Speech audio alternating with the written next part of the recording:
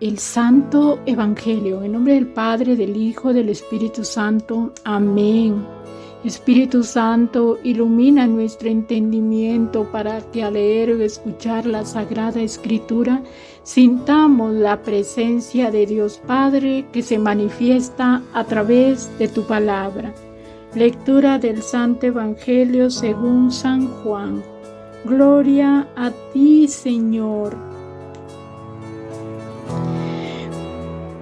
Muchos judíos que habían ido a casa de María creyeron en Jesús al ver lo que había hecho, pero otros fueron donde los fariseos y les contaron lo que Jesús había hecho.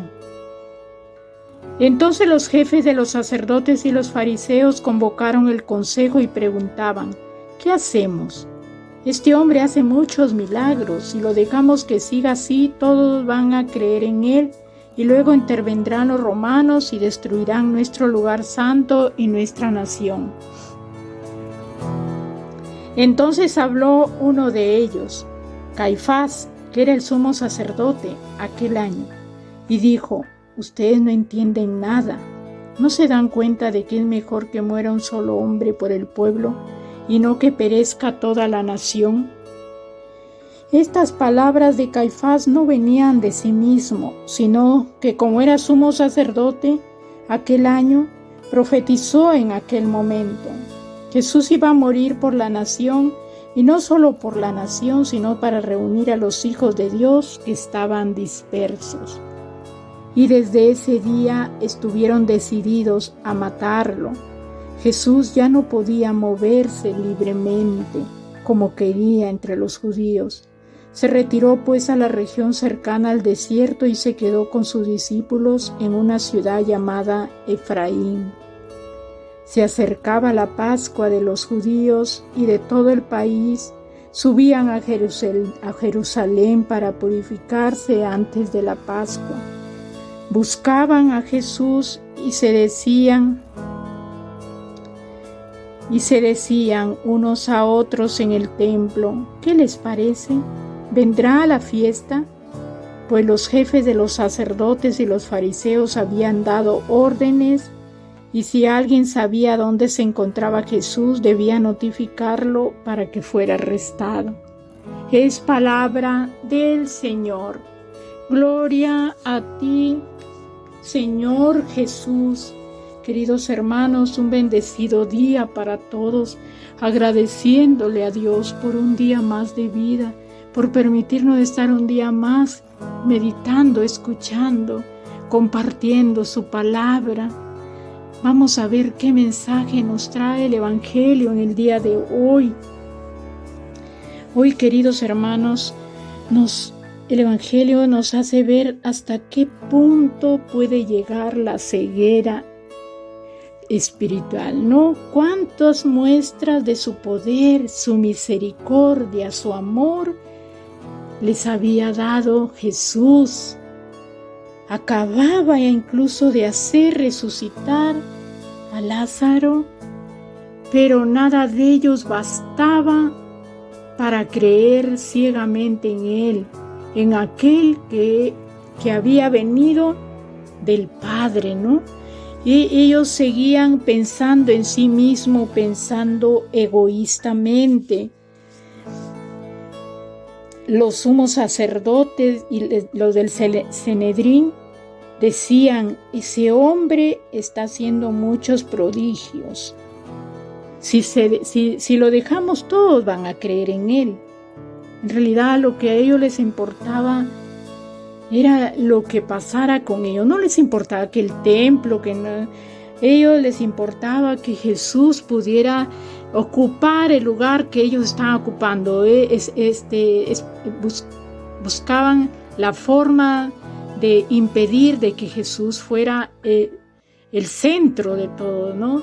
El centro de todos, que llegara a ocupar como quien dice, que llegara a ser como rey, ¿no? Que mandara a todos y no, el reino de Jesús es de otra forma, ¿no?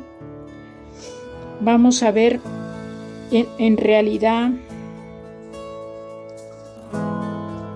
vemos aquí que en realidad lo que les importaba a los romanos, lo que les importaba era que los romanos, no les importaba en realidad, ellos decían que les importaba que los romanos destruyan el templo y su nación, pero no era eso en la realidad, ¿no?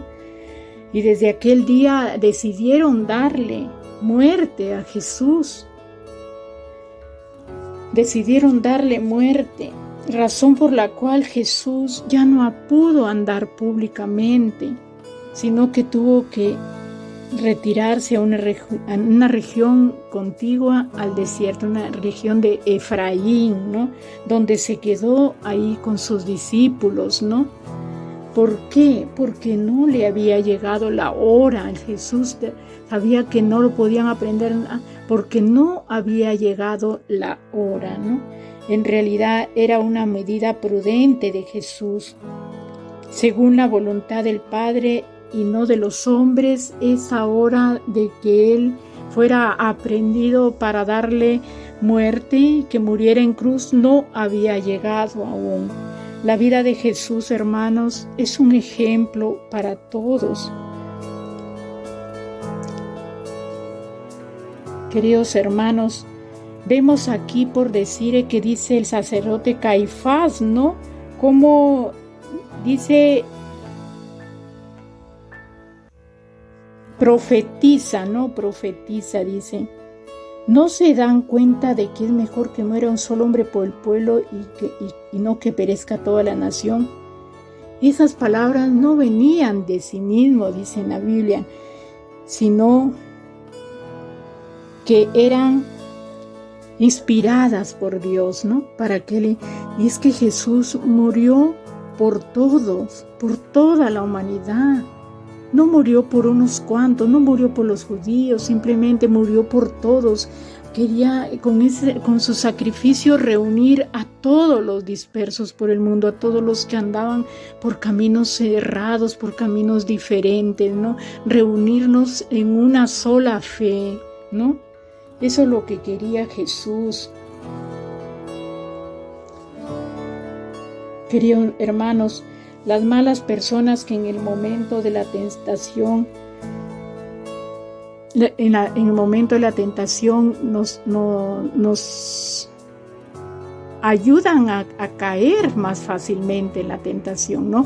Porque aquí vemos cómo dice a lo último, ¿no? Que todos se preocupan de que si vendrá Jesús a la fiesta, dice, ¿no? Y es que habían dado una notificación para que Jesús fuera arrestado, que el que supiera dónde se encontraba tenía que notificarlo, ¿no? Y ahí vemos pues el caso de Judas, ¿no? Que lo vendió a Jesús, ¿no? Por unas monedas. Oh, queridos hermanos, esto es lo que hoy nos dice el Evangelio. En realidad tengamos mucho cuidado con el pecado, con las tentaciones que empiezan como algo sin importancia y al final va creciendo y contagia. ¿Cuántas veces podemos estar en el pecado y lo disfrazamos y pensamos que porque todo el mundo lo hace ya deja de ser pecado? Y le enseñamos, ese es el colmo ya, de que le enseñamos a los que nos rodean de que no está mal, que Dios sí nos acepta porque Él nos ama, Él sí nos va a aceptar. Estamos en pecado y sí nos va a aceptar porque Él es Padre, no es así, hermano. El pecado es pecado aquí y en todo lugar es pecado. El pecado trae como consecuencia la justificación para caer en ello. Se busca la forma de justificar el caer en el pecado, ¿no? Se busca la forma. Yo no le estoy haciendo daño a nadie. Yo me separé de mi esposo y me uní a otro. ¿No te importó la promesa que hiciste ante Dios, ante el altar, de formar una familia? Terminaste con tu esposo y esa promesa la echaste por la borda. Y encima quieres que Jesús acepte tu nuevo estado de vida. La unión con una pareja que no es tu esposo. Queridos hermanos, si por razones o motivos que nos hayamos separado de nuestra pareja, pidamos, y mientras nuestra pareja viva, pidámosle a Dios que nos dé la fortaleza para mantenernos en castidad, para cumplir su voluntad, su palabra, para no ofenderlo con nuestros actos. Si por alguna razón tu esposo o tu esposa murió, ya es diferente y te unes a una persona que está sin ningún compromiso, no hay problema. El problema es cuando tú, casado con alguien por el Santísimo Sacramento del matrimonio, te unes porque no te llevaste bien, porque no te gustó cómo era tu pareja, porque no te llevabas bien con tu pareja. Te separaste por una o X razón, o te diste cuenta que de verdad no la querías cuando ya estabas casada. Te separaste y como si nada te uniste a otra persona. Estás en pecado, hermano. Así te diga quien te diga, estás en pecado. Por favor, hermano, si tú te unes a otra pareja y te mantienes en castidad, si se unen en común acuerdo, puede ser que se unan para ayudarse en la vejez, para ayudarse en la tercera edad, para ayudarse mutuamente, acompañarse, ayudarse y vivir en castidad. No estás cometiendo pecado. No estás cometiendo pecado. El problema es cuando nos dejamos llevar por el pecado de la carne y sin importarnos lo que le juramos al Señor en el Santísimo Sacramento del matrimonio, nos unimos a otra persona. Querido hermana, si tú tuviste una pareja que resultó que era demente, que era asesino, criminal, que te maltrataba hasta más no poder, y te separaste, Dios no te va a cuestionar si te separaste de esa persona. Y si te quieres juntar con alguien más, tienes que hacerlo ante la iglesia, anular ese matrimonio, tu matrimonio religioso. Si te quieres unir a otra persona, esa es la forma, y para eso tienes que tener pruebas, ¿no? Presentar muchas pruebas para comprobar el hecho, ¿no? Ahí se está siguiendo el camino correcto, ¿no? Pero no que de buenas a primeras me separé de mi esposo, de mi esposa y me uní a otro. Y vivo con él en pecado de la carne, ¿no? Por el sexo, ¿no? Por las malas pasiones. Hay que tener mucho cuidado, hermanos. Estamos en tiempo ahorita, estamos en tiempo de gracia. Reconciliémonos con Dios, hagamos las cosas bien, acerquémonos más a Dios en la oración, en la lectura de la palabra, en el encuentro con Él en la Eucaristía. Busquemos la presencia de Dios en nuestra vida para que nos fortalezca, para que nos ayude verdaderamente a ver en qué nos estamos equivocando, qué estamos haciendo con nuestra vida, para que nos dé la fortaleza de mantenernos fieles a Él. En la situación que nos encontremos, en el estado en que nos encontremos, hermanos.